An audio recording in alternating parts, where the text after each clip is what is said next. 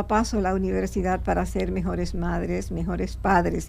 El lugar donde intentamos cada día hacer nuestro aporte, nuestro granito de arena, para que nuestros hogares se conviertan en ese lugar, en ese rinconcito seguro, no solo físico, sino también emocional para nuestros hijos. Estamos aquí en CDN Radio. Los teléfonos para el público comunicarse y hacerle sus llamadas y sus preguntas a la doctora Luz Guzmán, internista e infectóloga, que hoy está hablando con nosotros aquí sobre asma en adultos, es 809-683-8790, 809-683-8791, y desde el interior y celulares sin cargo, para los que no quieran gastar sus paquetitos, 809-200-7777. Luz Guzmán está aquí con nosotros para respondernos. Luz, dejamos una pregunta en el aire, y era que uno de nuestros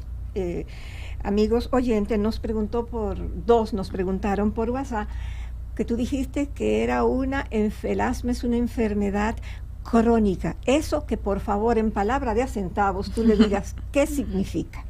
Claro, crónico viene de tiempo, ¿verdad?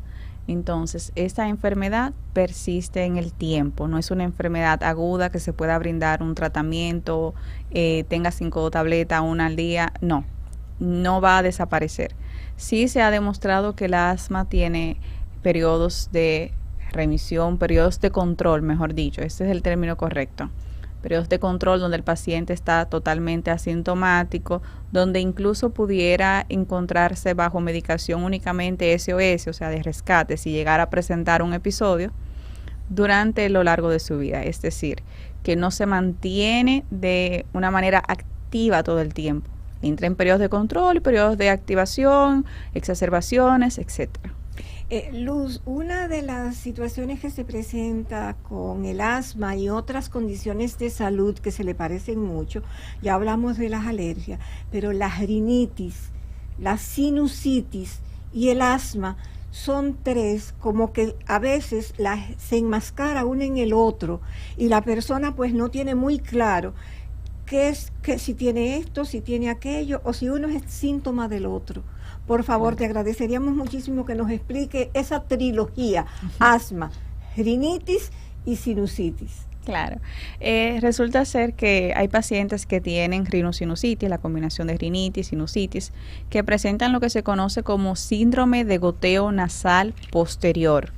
Este paciente presenta caída de secreciones que pueden llegar a la vía aérea, las irrita, y el paciente comienza a presentar hiperreactividad de la vía aérea producto de esa secreción que ha caído y le ha afectado. No significa que el paciente sea asmático. Entonces, la pregunta que sé que va a surgir es, ¿cómo sabemos?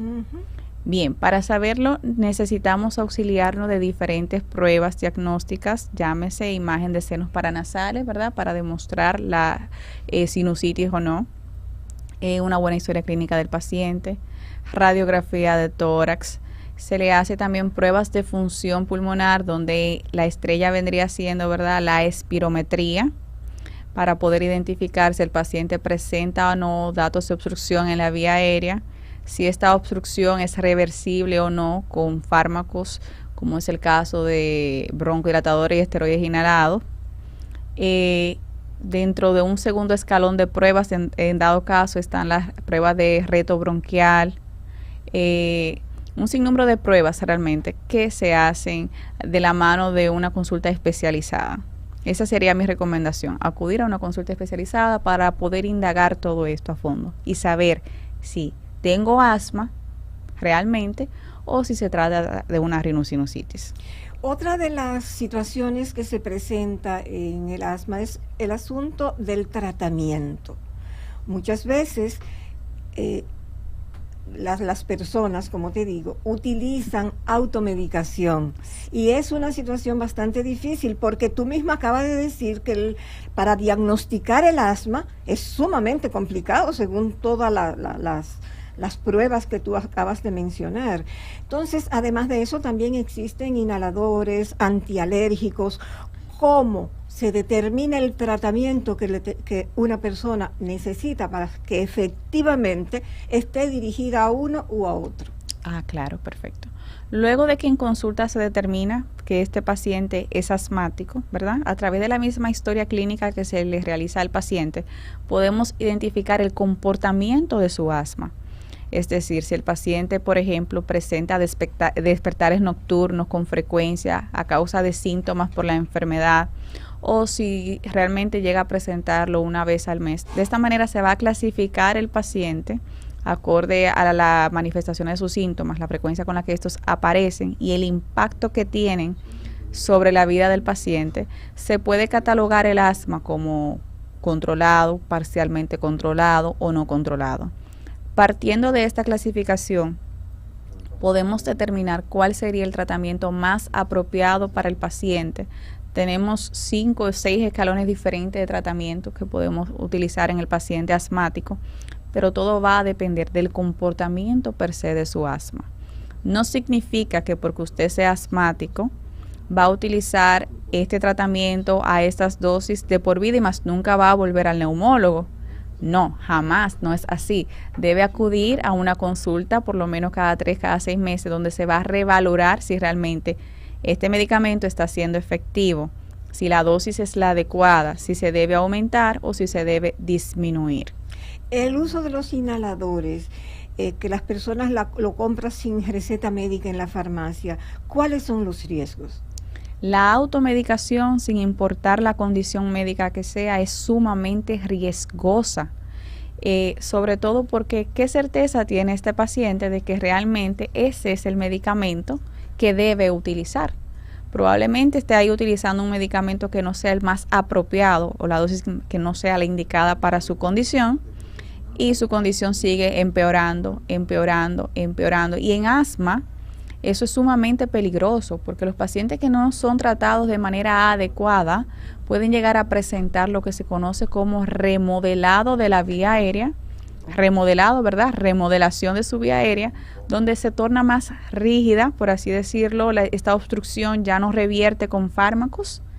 ¿Y qué significa esto? Que este paciente va a persistir todo el tiempo con la clínica, todo el tiempo con dificultad para respirar, todo el tiempo con esta tos no productiva, irritante, persistente, y realmente eso no es calidad de vida para nadie, ¿verdad? Así es. Bueno, vamos a seguir tomando llamadas del público, pero no queremos dejar pasar por alto para hacer el llamado que siempre le hacemos a nuestros radioescuchas. Por favor, no se automediquen. Busquen ayuda, ese es el primer paso, buscar ayuda profesional capacitada cuando usted tiene algún tipo de situación. No es verdad, no existen enfermedades, dice el doctor Héctor Armando Balcácer Esteves, internista infectólogo. Él siempre recalca, madre, no existen enfermedades, lo que existen son enfermos.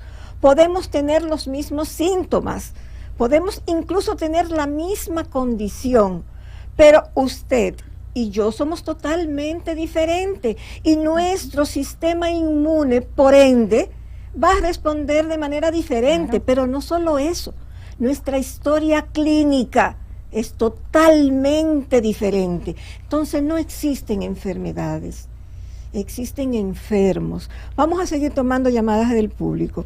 Madre, paso a paso, buenos días. Su pregunta a la doctora Luz Guzmán, por favor. Buenos días, doctora. Usted había mencionado que uno de los factores a tomar en cuenta para el tratamiento era si el paciente empeoraba en los momentos de sueño. Yo quisiera saber en qué se relaciona el asma con el sueño y por qué estos síntomas empeoran. Excelente pregunta. Mire, esa era una de las preguntas que yo estaba dejando para el final, porque realmente el asma y el sueño de madrugada son totalmente enemigos. Es cierto. Realmente no es que el asma interfiera con tu sueño directamente, no es eso. Lo que sucede es que sí hay un empeoramiento de los síntomas del asma en horas de la madrugada y esto está asociado al clima. Por lo general en la madrugada suele tener un clima mucho más frío, sobre todo aquellas personas que duermen con aire acondicionado, donde las manifestaciones del asma se pueden exacerbar, tienden a florecer aún más Y el paciente, ¿verdad? Al empeorar la dificultad, es la dificultad respiratoria la que despierta al paciente. Por eso mencionaba de despertares nocturnos asociado a síntomas de asma. Eso es un factor que tomamos muy en cuenta. ¿Cuántas veces a la semana el paciente despierta a causa de dificultad para respirar o de síntomas asociados al asma?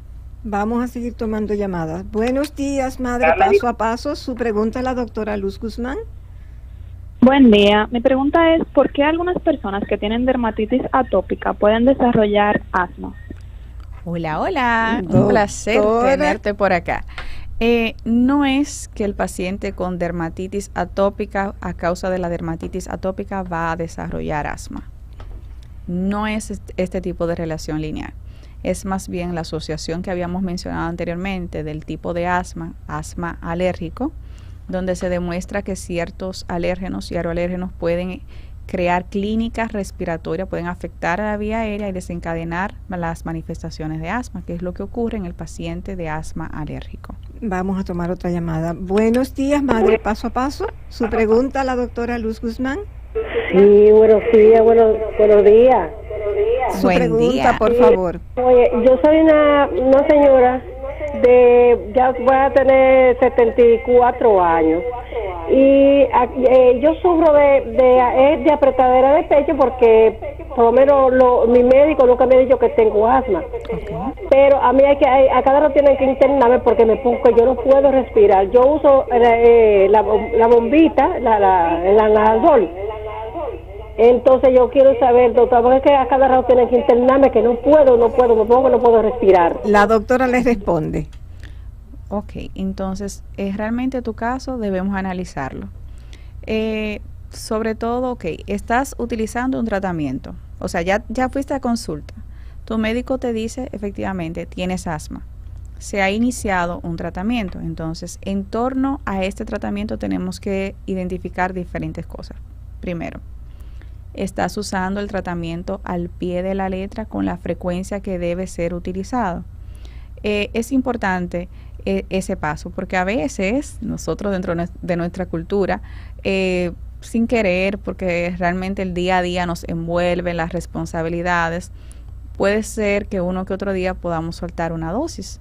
Entonces es importante seguir al pie de la letra. Si la prescripción fue cada 12 horas, por ejemplo, cada 12 horas debemos utilizarlo. Otra cosa importante, la técnica con la que estás utilizando el inhalador, el tipo de inhalador que estás usando. No todo el mundo responde al mismo tipo de dispositivo de inhalación. Bien, entonces todas esas cosas debemos identificarlas.